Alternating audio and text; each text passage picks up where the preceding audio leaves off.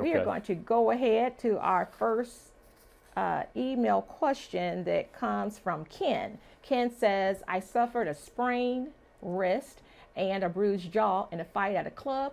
The bouncers were warned that things were getting bad and did nothing to separate the parties. When the punches started, they just watched at first and then ended up manhandling people who were trying to break things up.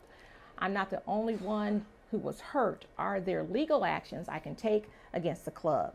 Thank you for your question, Ken. And Rocky, what's your advice for Ken?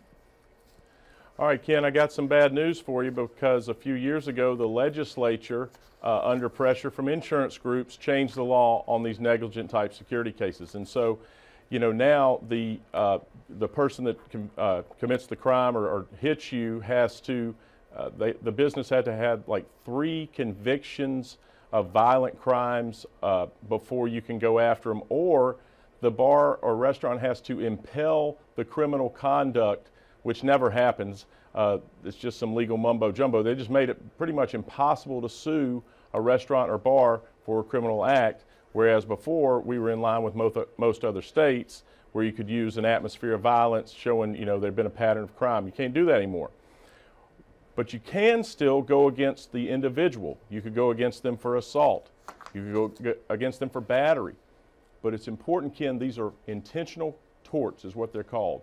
And you only have a 1-year statute of limitation, and that can come up very quickly. So you've got to get your investigation. You need to try and get the surveillance video from the bar or restaurant where this happened. I can certainly help you with that, and I'm sorry that you got hurt. But you have a remedy, but it is different than it was in the past.